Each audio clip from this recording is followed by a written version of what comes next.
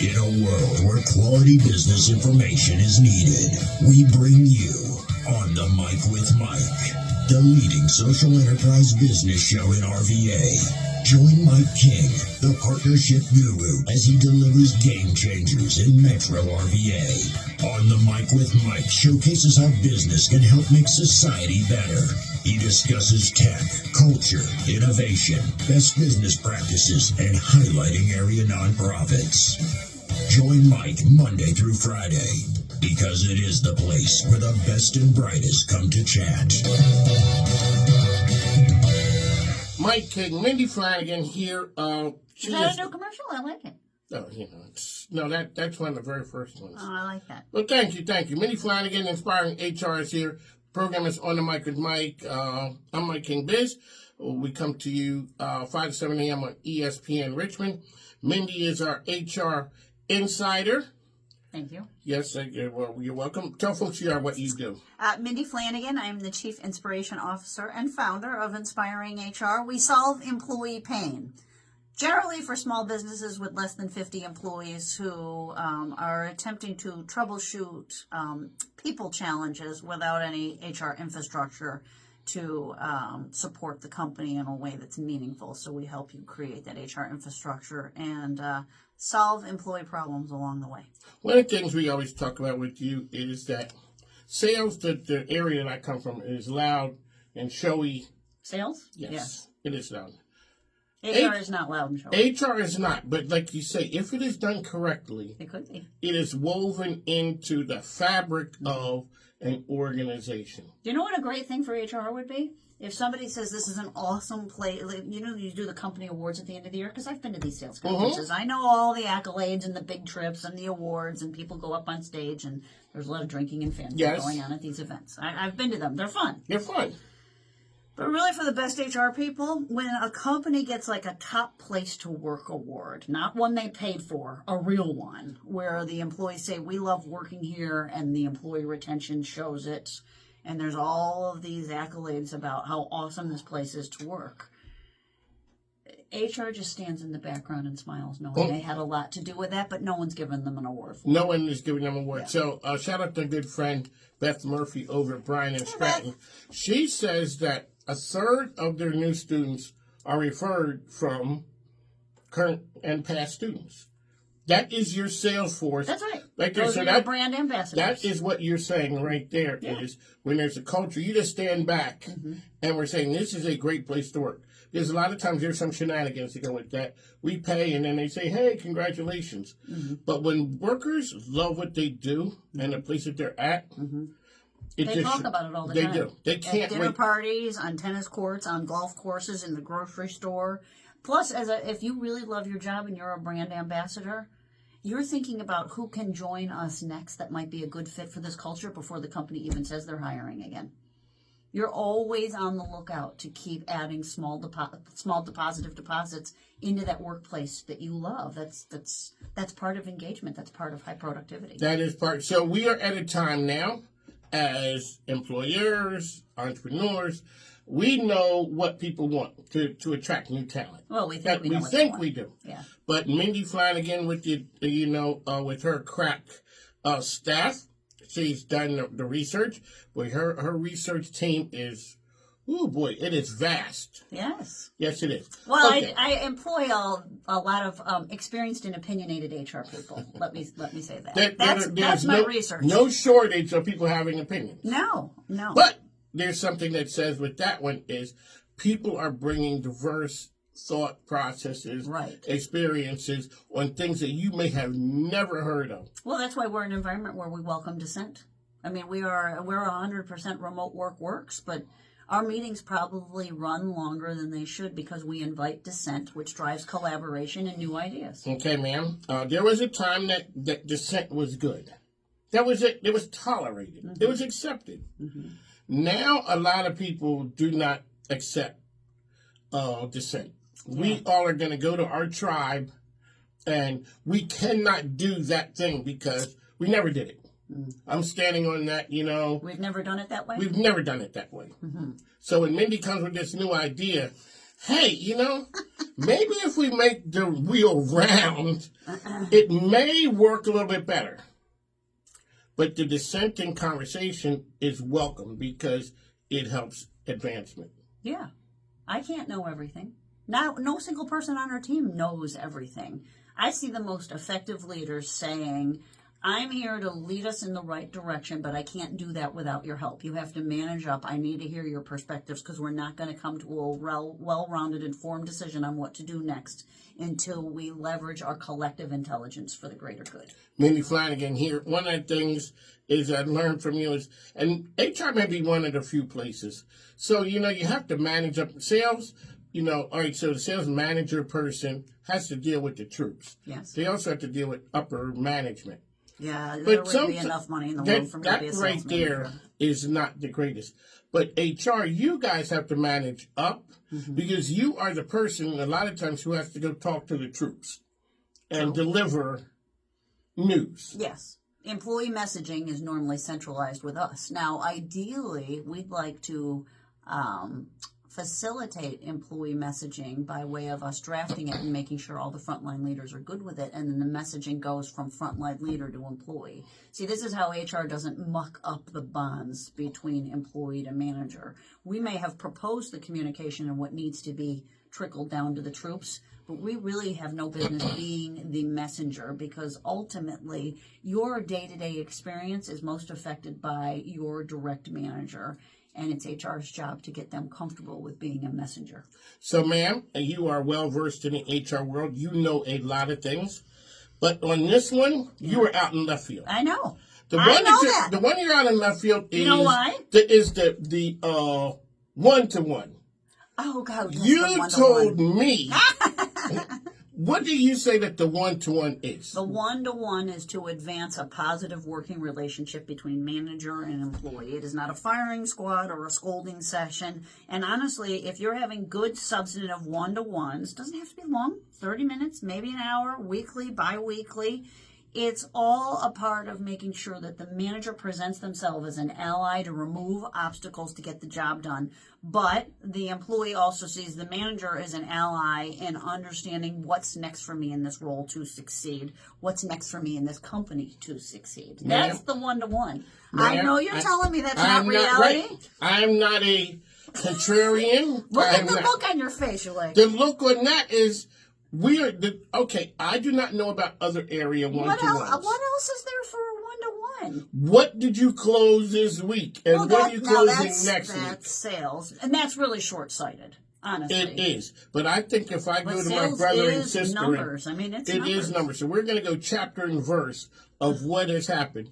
Your feelings, this ain't the carpenters, and all those happy feeling things... No, what have you closed and how can I help you close my bit? Do you need me to role play? Do you need me to go out on calls with you? All those things. Because if we do not get this correct, your situation corrected, we may be having a different conversation. Okay, now see, I'd already do this differently. Okay. Honestly, if you let me be a sales manager, not for a long time, let's just say I do it for a week. And I had to all you need is a week? I'm going to run the one-to-ones for a week. Okay. Let's just see how it goes. But let's just pretend we're doing this as a test. The first thing I do, other than the niceties of gaining trust and opening up good collaborative conversation with each sales team member, is first I would, it's almost what we talked about today. Instead of assume, let's ask. Now, granted, I am a leader that asks a lot of questions because I think it drives good collaboration and buy-in amongst other benefits. I want to know from that salesperson who might be struggling, how are you feeling about our marketing efforts that bleed into your lead generation efforts? Because how effective marketing is plays into what kind of leads you're coming across. And then I want to talk about the behaviors that you are following consistency to cultivate those leads, qualify them and make them a client. And marketing and sales sit in the same functional area. Yeah, but we and look one at affects each other with I the don't side buy eye. that. No, I don't buy that. You know what the sales team says? If we had good marketing collateral, we'd be killing it. Yeah. The marketing team said, And if the salespeople told the marketing team what they really needed, they'd probably be better at their jobs And too. that's so- but Again, no- it's like the us versus them mentality, just in the business development little. and pie. so that when we're talking about good places to work culture-wise, You ask instead of assume. we ask. And that way we're able to, everyone is not in a silo. Right. This is how we do things. Right. The sales manager, the marketing person, all those get together and they're going to say, we're going to roll this thing out. We're not here to complain. We're here to, as a team, make things better. That means questions and collaborations, and everyone has a little bit thicker skin in hearing things they maybe didn't want to hear in the moment, because you believe that everybody is rowing in the same direction to whatever great thing we're aspiring to be or do. Mike King, Minnie Flanagan here, Inspiring HR. Artie, ma'am, we are new priorities for a new generation. Yes, this was fascinating to I'm me. an older man. You are an so older man. I know everything. Uh-huh. But then Really? I look on your paper. Well, this was a real eye-opener for me, too, because we've talked about this already through these conversations, and what I learned from Kim Sink on my team, it's one of her little catch statements. Instead of assume, why don't you ask? HR is guilty of this, and HR and executive leadership is guilty of this, particularly as we all say we're all still trying to recruit new talent. It's not going away, and we've got a younger generation migrating into the workforce. So it begs the question, if you want to be informed with your recruiting efforts, what does this younger generation need and want? What generations of my ilk and have passed had wanted is, Money. show me the money. Right. And they still want money, They still want money. but it might not be number one on the It list might anymore. not be. Yeah.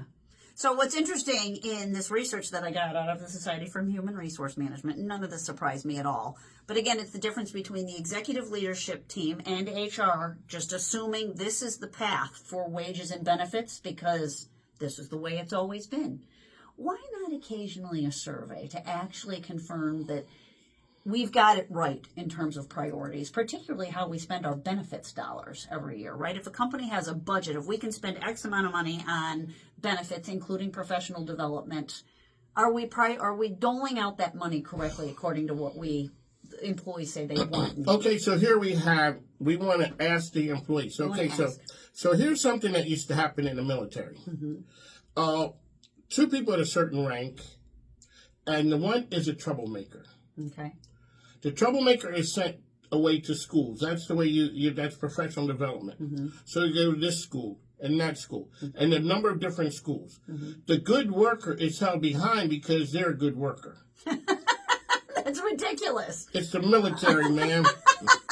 So now what? Okay, you're just laughing. Everybody needs professional development. Everybody does, but we can't afford to send a good worker away. Uh-huh. We're going to send a problem away. You know why? Do you know what that is right there? What's that? That is a failure to play the long game. Okay, we so- are fixing today, but not investing in tomorrow. You know who loses that? The good soldier who stayed. I know. Because you know what happened? When it came time for the credentials to get promoted, They didn't have the skills. they didn't have it. You know who had it? Yeah. And this is why The muckety muck. you always have to be careful about what does your culture, your wages, your benefits, what does it incentivize? What you just described is you've incentivized someone to look like they're not competent so that they can go to professional development, yet what you're really doing is stymieing the person who's really productive and dedicated at the same time. This is why it requires collaborative thought. What are we missing here in terms of this culture and the behaviors and the conduct we're incentivizing? And who is falling victim? Because there's a difference between we didn't intend for that to happen, but that sure was the impact. That was the impact. Yeah. All right, so money isn't for the newer generation. Money is not it. Yeah, that's not what they say. What did they say is it? So HR people and the executive leadership team believe that competitive salary and wages is still number one. Yes. Which makes sense. Old school, yes. It's Well, about the money. people need money to make rent, so to speak. However, this new generation coming in, number one for them is guaranteed hours and job security. I got a problem with that. Okay, tell me. And the one reason I have a problem with Understand, that I didn't do this survey. Sure. Sherm did this survey. all right, so Sherm, we need to talk to you. Yes, get Johnny Taylor in here. Let's get Johnny Taylor. Okay, so this is the reason why. Okay. How can we want job security and people of a younger age are changing jobs on a regular basis? These are the people that took this survey, and I am making an assumption here, but I feel like it's a safe one. These are the people that they themselves or their friends have been doing this gig economy. Okay. And they're tired. They're tired. Yes. Yeah. Because the gig economy check goes like this. You might have flexibility, but as you're getting later into your 20s and your 30s, you need a guaranteed check to buy a house, to pay for groceries. This gig economy thing doesn't work that well, all on your own as a single source of income when you adult into mortgage payments and grocery bills. The other part, physically keeping up with that It right also there. takes its toll. It takes its toll. Okay. Yep. So number 2 is I bet the participation or observance of the gig economy drives that as their number one. I would be willing to bet. because they want steady. Yeah, they need steady. They need steady. At some point, you're going to be tired from all Sometimes, steady ain't the sexiest thing. that. No, it's not. But it looks a lot better after you've been bouncing around. Yeah. And you sort of realize. Well, you're also dealing with the younger generations now, the ones that are in college or about to graduate. I mean, I do worry about this generation. Even just me personally reflecting that when I was able to work really hard in my career and afford a house, if my kid has the exact work ethic as I did from 20 to 30 in these current conditions, she's not buying a house. So you look at the generations, you don't want to be the old man, old woman on the lawn, but this generation who was born at Y2K, the 2000s, they've been through a lot. They have been. What if Put you these poor kids through COVID, for goodness sake. and you look at us? We went through the 70s or the 80s or the 80s and the 90s. We didn't go through a whole bunch of. I mean, I can't remember anything really hard until when was the first Iraq War? Was it 89 or when? Was And that? we were old. We were old enough, and then it happened, and then we went back to. But we're talking wars, a pandemic, financial crisis, all those things. I mean, by the time I had to handle 9/11, I was already in my 30s. So, yeah. So okay, so here that is. So that's number one. They want. So HR says competitive wages and salary. They say they want guaranteed hours. Then HR says they want flexible work schedules, which, by the way, everybody is starting to define flexibility different. But HR says they want flexible work schedules. They say they want professional development. That's number 2. HR and executives say then professional development. This was fascinating to me. Emerging professionals. These are the young ones coming into our workforce. They put retirement benefits as third. Maybe they saw their parents. Could be. They saw it out. Let's back me. this truck up. All right. To number 2. All right, 2. Flexible work schedules versus professional development. What person in their 20s think that they don't know everything? Everything, they believe in what's been created now. If it's not on TikTok, or if it wasn't invented during my lifetime, it didn't happen. So you're saying that competitive salary, the schedules, people want to work on their own times. But that's what we think. But they're saying that is professional development is important to them. How much do you put into professional development when you see I got my eye Well, we have to out remember, the door? professional development is wide in my Yes. mind, right? Professional development isn't always here. We'll fly to San Diego for 3 days to take a seminar. That's not always professional development, although that sounds nice. I wouldn't mind going to does. San Diego. Professional development might be, and this is where the younger generation gets nervous and wants to be set up for success. The old school mentality of hire somebody and sink or swim, these young workers don't want that. They are asking questions during recruiting about what will my first 90 days look like?